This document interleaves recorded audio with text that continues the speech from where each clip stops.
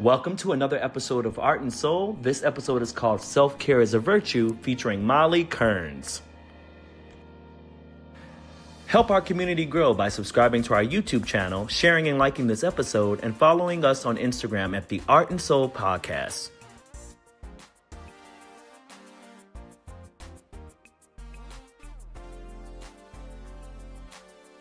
What's up, everybody? Welcome to another episode of Art and Soul, where we look at the intersection of making art and spirituality.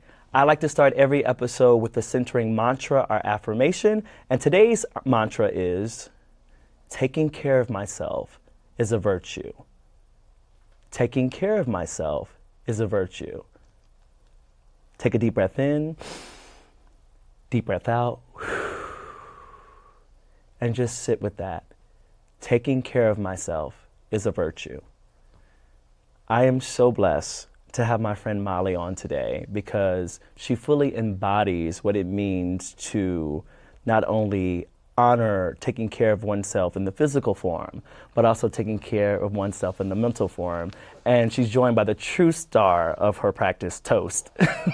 Here's our first canine guest. Oh, good. Yes. And Toast also has a very specific practice. I mean, a very specific role in your practice. Like, I've seen how Toast has elevated rooms by just being there. Mm-hmm. And we were talking briefly before we came on camera about, like, how in these spaces where energy is just so tense, just having the diversity of positive energy, mm-hmm. and how that can even show up in different species, mm-hmm. and how just having Toast in the room and being present can shift dynamics, yeah. just by Toast just being there. I love what you say about the dynamic energy, that there's, when there is tension, everybody's responding to that on some level, mm-hmm. consciously or unconsciously, including, Toasty. And I think we underestimate how quickly we can shift into ourselves when we see a dog or we see something that we can care about. Caring about somebody is a form of wellness. Mm-hmm. It allows us to kind of drop into our bodies and feel our heart and look at the other and go, oh, you make me feel this way. So she has too much power. But I think she did that definitely at Parade. Oh, most definitely. Me and Molly met each other while working on the Tony Award-winning revival of the musical Parade. And if you know the show, the subject matter is very dense and filled with lots of trauma. And Molly, along with Ann James and myself, took on the responsibility of making sure that people understood that taking on this work doesn't mean they have to take this work with them, and all the ways that they were holding this work when they weren't even working. And for those of you who don't know what Molly does, Molly's going to explain. Oh, Anyway, you can say it to me as well. Okay, great. So I sort of developed what I call wellness coordination for shows. When I first moved to New York, I went to an acting conservatory.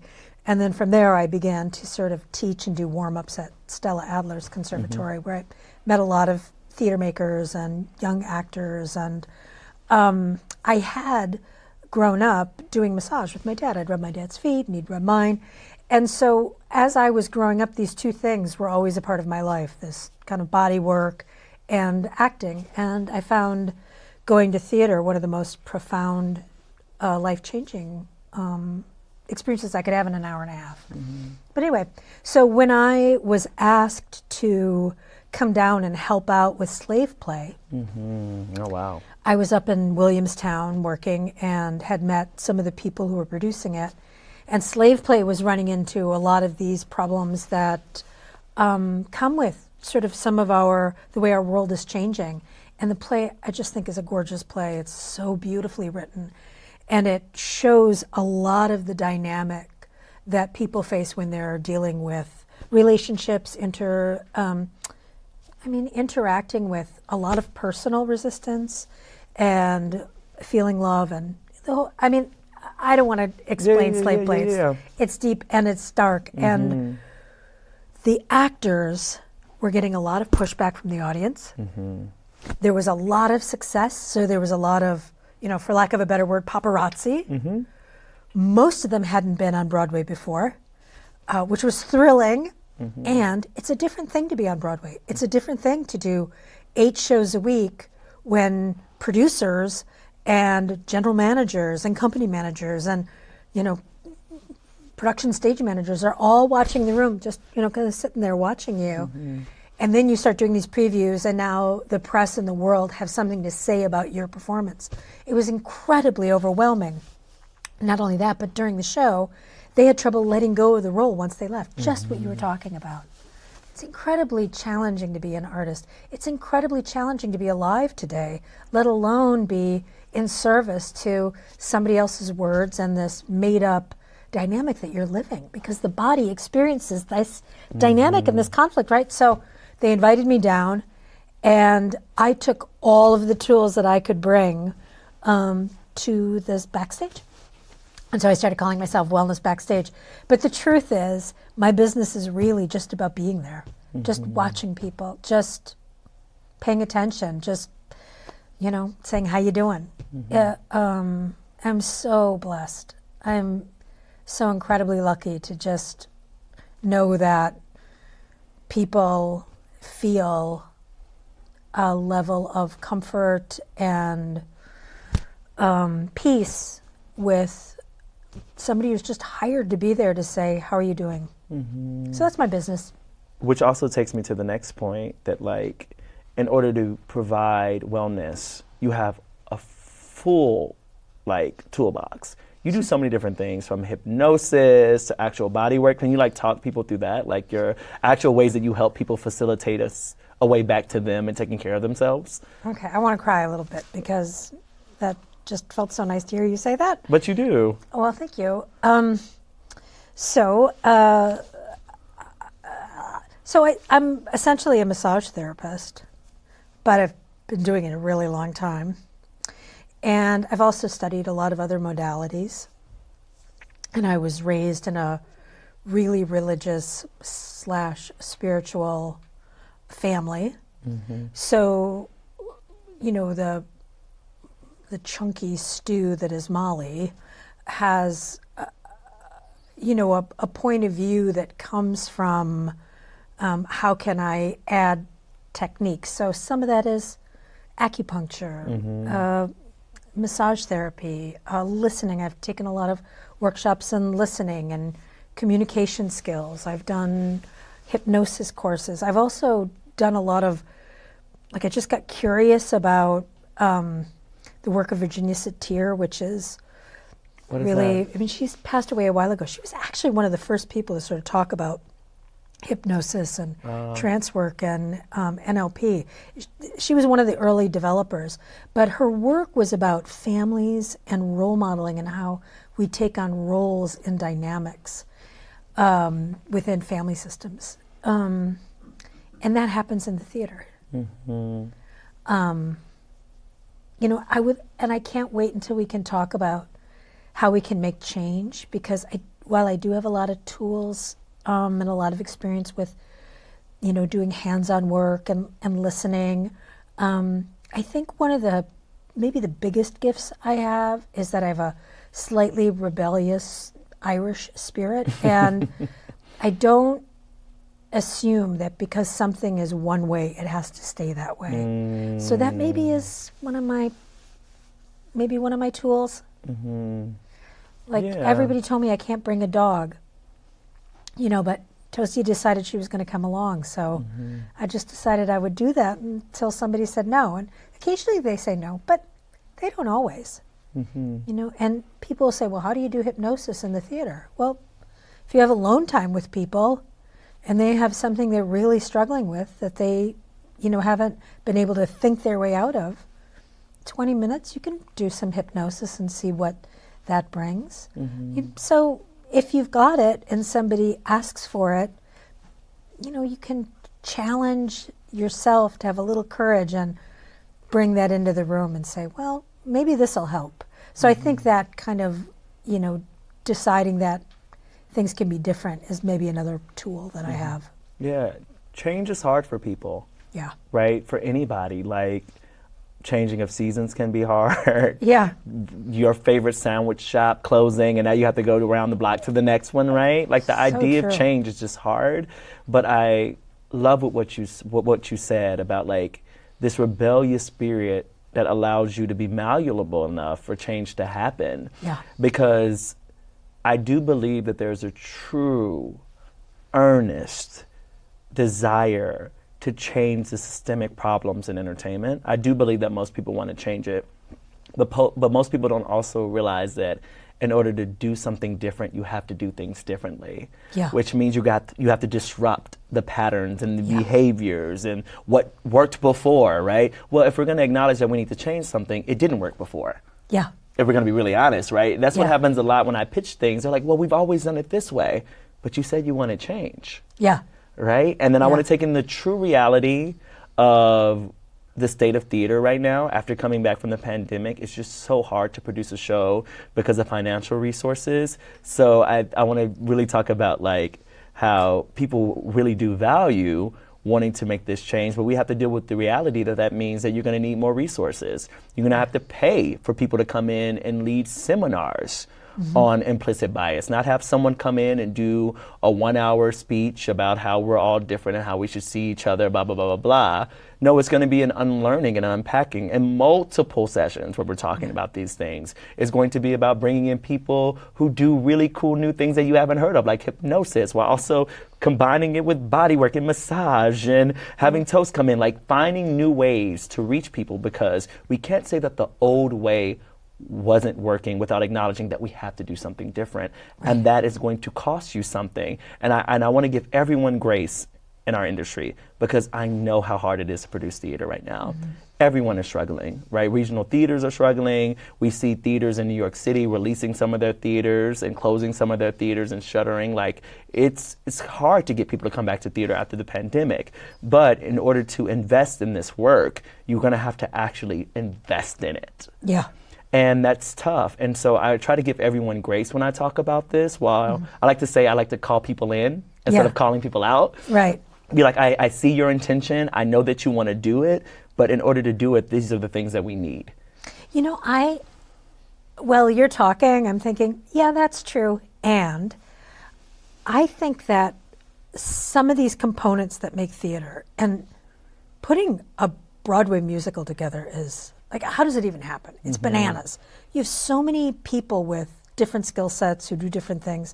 I mean, you've been to tech rehearsals, and for anybody who hasn't been to tech rehearsals, the entire audience is covered with tables with designers who all have different skill set, who have spent, minimum 10, 15 years learning how to do this one thing that they'll do for maybe 3 or 4 days for this one show. And it's just one tiny component of putting these huge productions together that make buckets of money, and a little bit of money goes here, and then we owe the royalties there. So what I found, I thought this was brilliant when somebody said this to me, who was a former producer. They said you can get a lot more done if you learn to speak the language of the producer or the person you're asking it from. So understand their point of view. It's like you say, I want to give them grace. Give them grace. Recognize there's a reason for that. And if you can go to what the reason is and show them how you have a different experience of it and give them a different reason, then we start to change some of those structures we think are immovable when they're not. Like for Wellness Backstage, I can't tell you how many times people would say, nobody's going to pay for that, and you should charge this. And, I wasn't going to charge, I wasn't going to give myself away for free. And I don't think I'm charging an unreasonable amount, but it was more than what people were used to paying. And so I got help learning how to lay out my pitch to the producer, where I showed them line items, how they would save by being nurturing, how they would save money by looking at the costumes and looking at the action of the actors and asking them what their pre-existing conditions are, and building a bond of trust, of safety, of we care about you, with somebody who's not going to spill their secrets, who's going to offer them a room with a closed door where they could just have time just for them. How that was going to pay off in the end. And here's the other thing. As much as we hate to say it, people grow old and they retire. And young people come in. And we have young producers now who are more comfortable with, I don't know if it's self-care or if it's changing the industry. So we have a little bit of wiggle room right now while things are changing. And to, like you say, give them grace and take the time to do the work to understand how they're going to hear how you want to change it, how what you know to be a value is going to bring value to the room. And, you know, I saw you in Parade, and nobody could have predicted the impact you were going to have.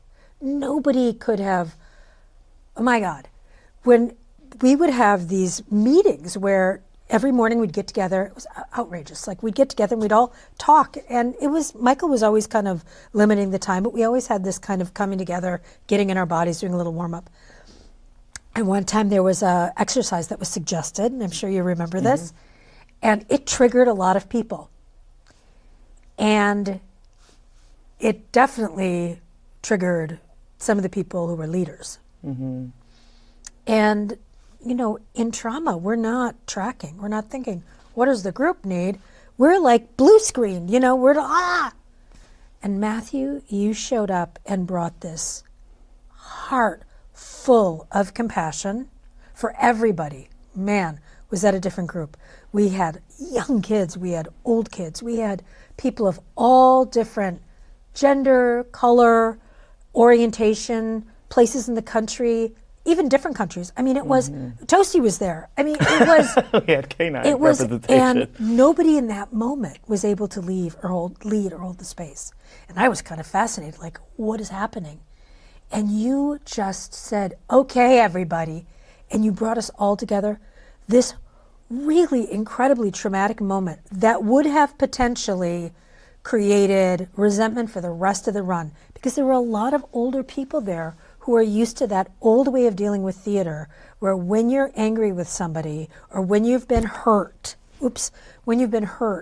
you go back and you talk about the other person, or you create alliances that make the other person wrong, and you write, somebody's small, you know, you're going to be small so I can be big.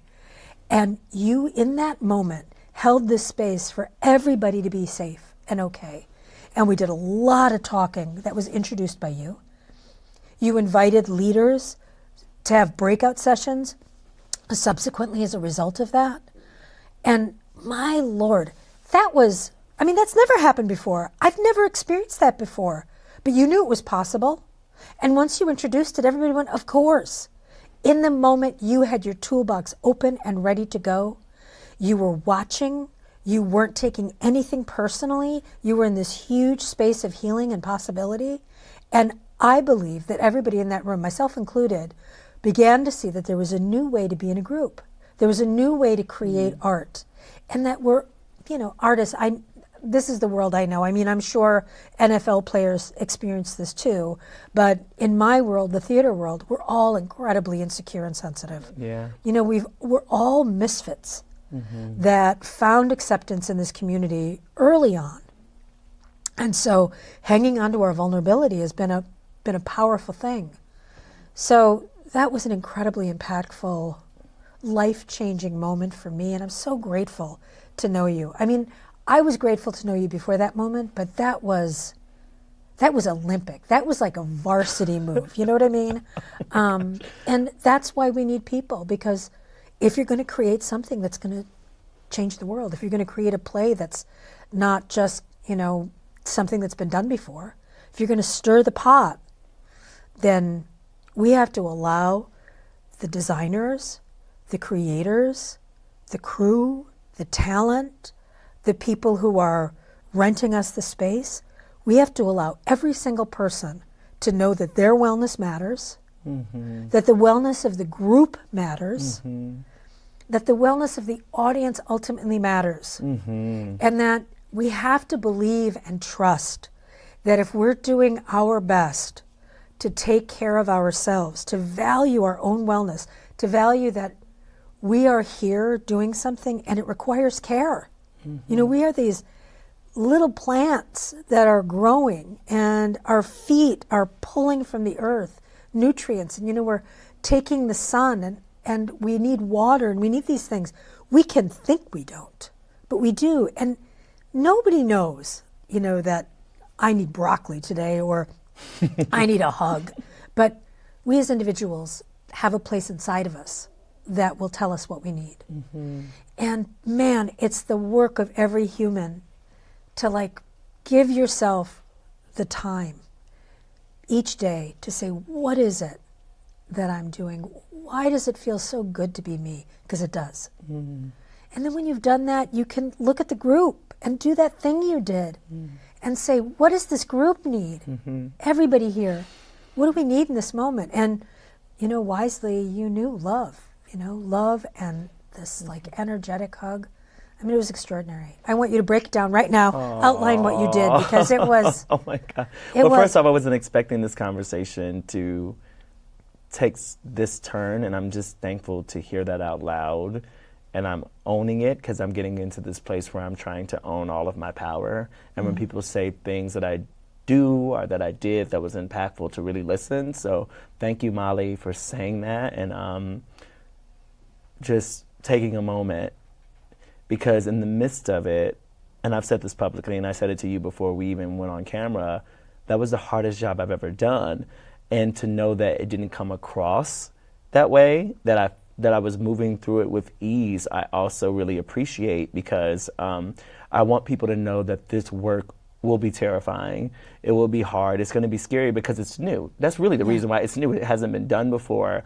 And because we had just came off the pandemic, a lot of people talking about George Floyd, a lot of people talking about how do we honor everyone's individual lived experiences, I knew that I would have to come in this space with a different version than myself, than the version that has always been, which is, how do I be the most palatable? How do I not talk about things that might make people uncomfortable? And how do I kind of just if something does happen like that in a room, how do I become the furthest away from it? Right. Right? And I had been so trained to do that. Boy. So I had to break through that voice first that says, no, Matthew, you have the resources. You've read many of books about anti-racism and anti-Semitism, and you also know the difference between intention and impact. You're able to discuss these things because you've, sought out the information to learn and grow, so you should speak up in this moment. But every time I did it, it was terrifying. Yeah. But to hear that, you can have impact and you can reach people and you can help center people even when you don't feel great, and there's not a level of comfort in what you're doing, will help a lot of people who don't speak up because they're terrified, or they don't feel ready, or that they don't feel like they have the power to shift things. Because in my mind, it was be quiet. Don't talk about this race stuff. Let that go over. You don't want to do that because you don't want to make too many people are already uncomfortable. Let's not add to the conversation. Let's move on. But what you do in that moment is you move on, and then people kind of feel gaslit. They're we're going to act like that didn't just happen. It's that perfect moment of my lived experience and who I was meeting that moment. Because had it happened just 5 years ago, I would have been quiet. I really would. I would have been too terrified to speak, afraid that I might say something that challenged someone and then they keep me out of a room, all these different things that kind of happen when you posture too much. But I got to a place to where I was if I'm going to step into these rooms, and most importantly, if these theater companies and these Broadway producers and these general managers are going to put out these statements about how they value hearing people's voices and want new ways of leadership, I need to jump on this now. Correct. While that curiosity is happening. Correct. This is the moment, because this moment might pass. So I just want to say thank you for that, because while it was happening, it wasn't that I was waiting for someone to roll out the red carpet and be oh, Matthew, you did this amazing thing, because I felt it reverberate and I saw the work that I did, so I saw it happening. But to hear it out loud is something different. And I really appreciated it. And also, not only do I appreciate it, it laid the foundation for everything else. It laid the foundation for this. I was oh, this is my thing. This is what I've been called to do. Yes, I'm a director, choreographer, and all these other things, but I think I'm a person that can bring us together and find the intersection of all of our identities and try to help us navigate these sticky, hard things that people are afraid to talk about. And if it's not perfect, I kind of like that.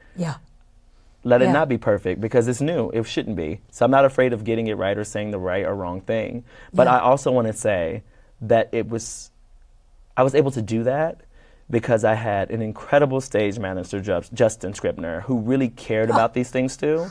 Justin is so great. Yummy. And even though we had limited time to actually do all of the work that I wanted to do, he always found time for us to figure it out together. Yeah. And then on top of that, having a you in the room, that then if I tee something up, you're gonna slam dunk it with this awesome session with a person, right? Yeah. So if I say all of the right lingo about intention and impact and lead someone through this amazing discussion on race, they're now in this place where their body is open to receive your gift, which is coming in and working through the body and getting in there with them and talking about what they're going through, right? Right. We all work in tandem together. And the reason why I brought you on this show is that I think if more rooms could hear us talk about that, talk about how care is essential and how it had such an impact on that show, that they will then start valuing it and finding different ways to implement it.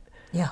And understanding that there was, and of course, in every situation, you're going to be met with a different level of resistance. But there was a moment where there was talk about there being too much care.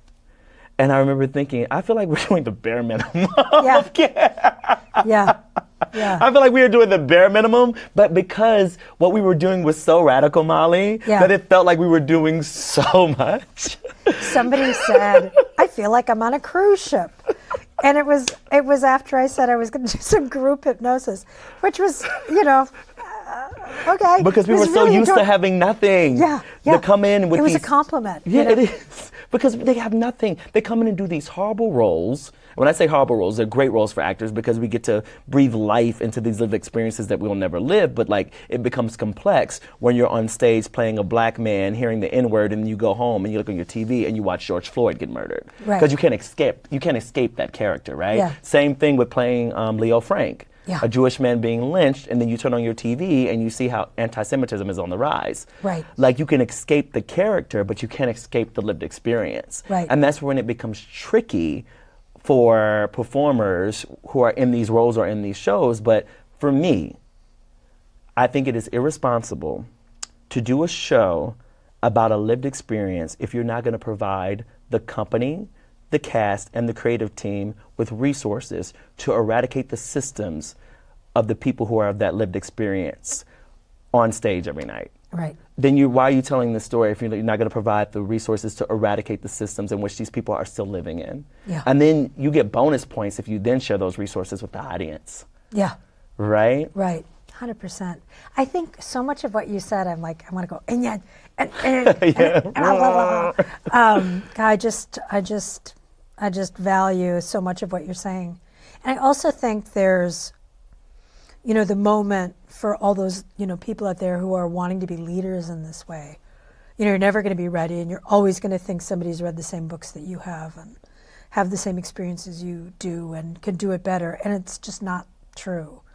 We're all bringing our bodies, our energy, our wellness to production. And if you're in the arts, hopefully you're the front of that movement that's of change.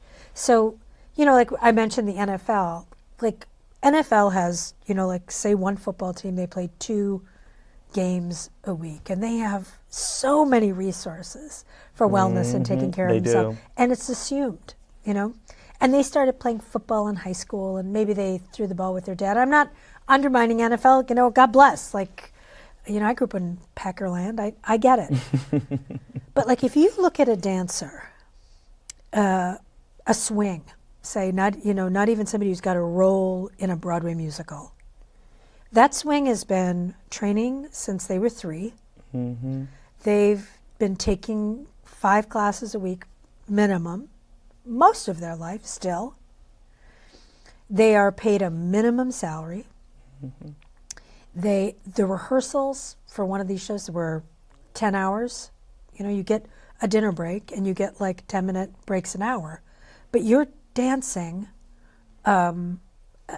learning Broadway dances, brand new choreography, brand new movement, storytelling that's supposed to wow an audience so much that people are handing over $200-$300 a ticket. to see this state-of-the-art, brand new experience that this dancer who's been studying dance since they were 3, maybe getting a minimum wage, maybe getting 15 minutes a week of body work with the company PT. If somebody hurts their ankle, if somebody twists their ankle, they have to be ready to go on and do that show. They have to know all the parts. They have to be ready and warmed up throughout the whole show and maybe not get their chance to be on stage for minimum wage, for this really low package. And when the show ends, they don't have a job. They have to worry about getting another job so they can keep the insurance. It is a crazy industry. And these men and women who do these roles would do it for free. Yes. And who takes advantage of that? Now, I'm holding a space of grace for producers, but I just want to say it's an easy argument to have if you learn to speak their language, if you have the courage to be disliked, which is a new thing I'm learning. You know, this may surprise you, Matthew, but not everybody likes me. Yeah. And that was my full-time job I understand through my that. 40s. And I'm not saying because I don't think that you're likable. I understand that because you tell the truth and you advocate from a place of really seeing people's humanity to where, like, people specifically in our business will turn off versions of themselves or introduce themselves to people as the most palatable version of themselves in order to secure work, in order to be seen. But the thing about you is that you've always been this grounded person in your authenticity and also valuing the humanity of everyone around you, where people are like, just worry about yourself. They really want you to. I know that the producers were actors once too. You know, I know that the general managers had a moment backstage where they felt seen and met. I know that they want to win. And, you know, allowing them to be embraced the same way the star is embraced and appreciated, you know, is not hard to do. And they're not making the money we think they're making. And the point is, you know, getting back to everything we're talking about, the point is to have, you know, the tenacity to learn what you need to learn so that you can walk into a space and say, I'm enough. I'm willing to meet my own resistance and still be present. I know that just by being present and being a witness, no matter what job you have, anywhere, at any time, whether you're in theater or not, being in your own 2 shoes and being in your body and saying, these are my roots, this is the plant that I am, this is the growth I am experiencing, and I'm a part of this. I'm not going to disappear. Even if I want to, I am here and I contribute.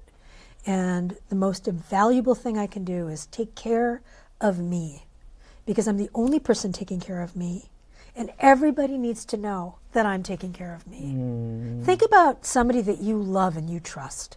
Think about the person that you like meet and go, wow. Like I know this is kind of cheesy, but sometimes I think of Tom Hanks, like, you know, what would Forrest Gump do? But like, you look at Tom Hanks and you know Tom Hanks is taking care of Tom Hanks.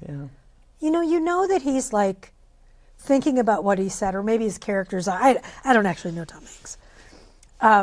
But you think about somebody that you really trust or love, or, you know, like I was watching something Maya Angelou said last night, and I was like, I love Maya Angelou. But you listen to her, you know she takes care of herself. You know that she wakes up and says, I'm not somebody else, I'm me. I'm the only me I get. And how am I? Maybe I don't know how to take care of myself, but maybe I could learn a little something today. Maybe I could, you know, listen to somebody else's lived experience, you know. That's why I think about you in Parade is, you said, well, you know, I had read these books and it was this, but you're a passionate man that has spent his whole life wanting and needing to matter when it comes to the human experience. And that was what was present that day. Yes, you had some tools, but what got you into that room was the fact that you're this man that's really connected to his passion. And that is the courage. Do you have the courage today to like recognize that you You incarnated for some reason. You are flesh and a soul and a conscious and an unconscious. And my God, it's gorgeous. Even if you hate yourself, it's gorgeous. Listen, why do I hate me? What part of me loves me? Because with every negative, there's a little bit of love. Can I find that today? You know, do I like my hands? Or do I like the fact that I brought my dog? Or, you know, I like my taste in shoes. Or, I don't know. I like that I suffered that thing and I got through it. What is it? What is your entry point today? Is it your resistance? Or is it the blessing that you woke up?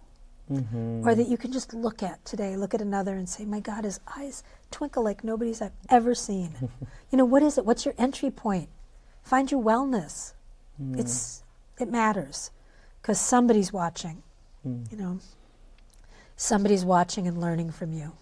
So much of what you said resonated with me. And you've already answered this question, but just like to bring it back full circle, is there any part of your work that feels like supremely spiritual in what you do? Like, yes. Yes. And I was talking to somebody yesterday and filled with terror because, and I asked you, would you mentor me in this? Because, you know, I've been doing body work professionally for 33 years, but I am so close to 60, and I've been doing it since I'm 6. And I don't know when this became a dependable thing, but when I touch a body, it speaks to me. You know, it doesn't use English, doesn't say like bologna or, you know, I want a sandwich. But if I touch somebody, I can feel the areas of their body that need or that are okay. And it's intuitive, but I do feel like there's some level of need or unconscious or God or that space that is relationship where we unconsciously talk to one another. You know, when you look at a gaze somebody has and you can say, oh, they look happy or they like me or whatever that is, that unconscious. I think we learn those things and layer by layer by layer, we interpret them. And for some reason, I've been able to do that with touch. And I know other people do because I've been touched and have felt people understand. And there have been times when people have been close to death or coming out of an injury or really terrified or really happy, where I have felt like there is an energy that begins to hold us as things change. I have felt that more times than I can tell you, where it's almost like the room speaks. And I feel a little vulnerable saying this because I know it can be like, oh, come on. But I'm telling you, when you have, you know, the unbelievable luck to touch as many bodies as I have, you see that there is something that is living that is not focused consciousness.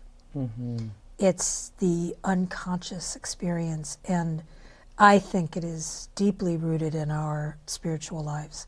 It's like when you say, how am I doing? Sometimes you can notice there is something that says great or I'm sad. It's that voice. It's should I take this road or that road? And you have a, you know, turn left. It's that voice. That's not focused consciousness. That's deep. That's intuition. It's more than intuition, right? It's more than intuition. It's big. It feels like it's a part of a bigger energy. So I've had many, many, many experiences that have felt, you know, like God. I'm not God, but that there is an energy that feels deeply loving, that joins us when scary change is happening or things are being revealed. Have you had, and you probably have a million stories, so it'd be hard for you to narrow in on one, but have you had like a specific experience working with an actor? You don't have to say the actor or even give away the show, but like where you felt a breakthrough happening while in process in the session, or like saw the results afterwards? Oh, 100%. Yeah. They were doing the revival of slave play, and there was an actor who came in to take over for another actor, and he had a totally different interpretation of the part.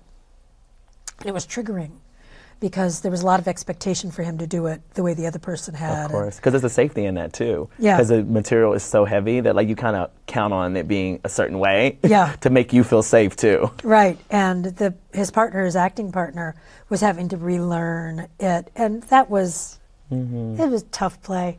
Anyway, I would see every actor in my home for an hour every week. It was a lot, but it was Wow. gorgeous because it was just after the pandemic, and Wow. so nice to be back in the vibes.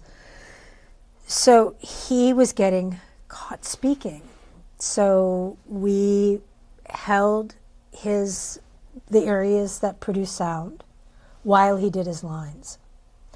And when a line that he didn't realize was saying something that the character said, but that he felt was so hurtful, this uncontrollable sadness came because we were holding the place where it was like, he was feeling, like when you grip when you're, trying not to cry, or you're trying not to say something, or you're holding yourself back.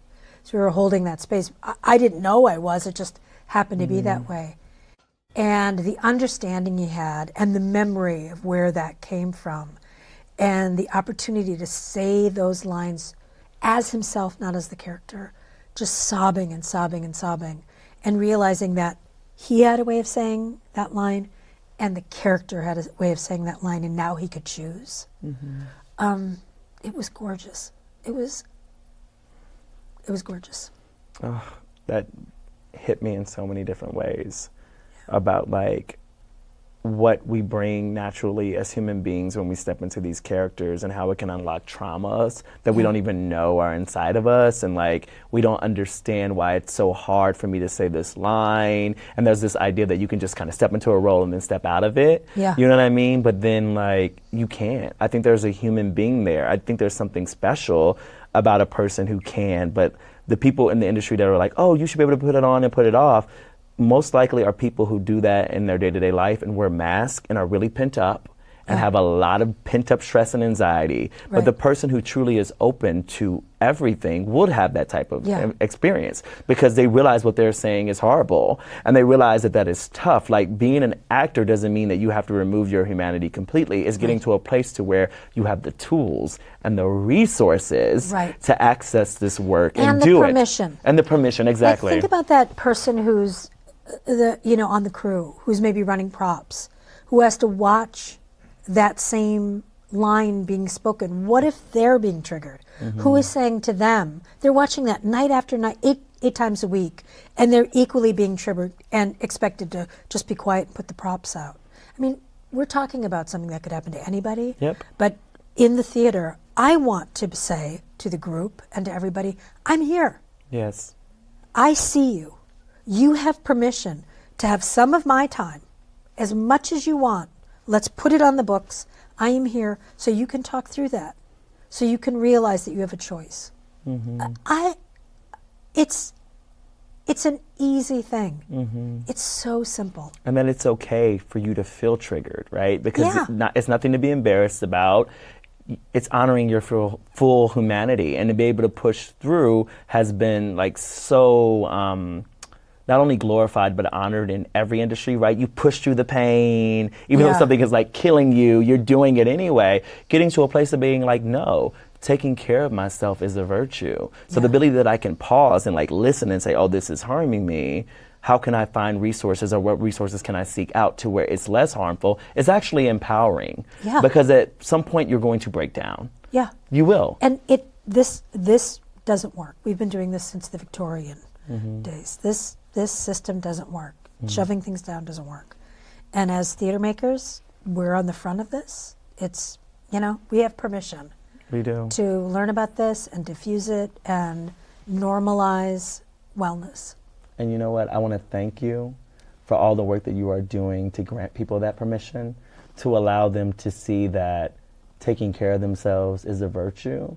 Yeah. And taking care of themselves is actually also a spiritual practice. Yeah. And so I love you so much, Molly. I'm so happy that Parade brought us together. Yeah. And I'm so thankful for all the things that we haven't even done yet that we're going to do together, I and know, the way that I we're going know. to add more love and light and care Yeah. into the world. And I look forward to that. I thank you so much. So thank you to you and Toast. You and Toast. Look at her. Yes. Where's my snack? Mwah. So, art has the power to bring people together. Art has the power to heal. And art has the power to transcend language. For those reasons, making art is a spiritual practice. So go make art everywhere. I'm Matthew Johnson Harris, and this was another episode of Art and Soul. See y'all later.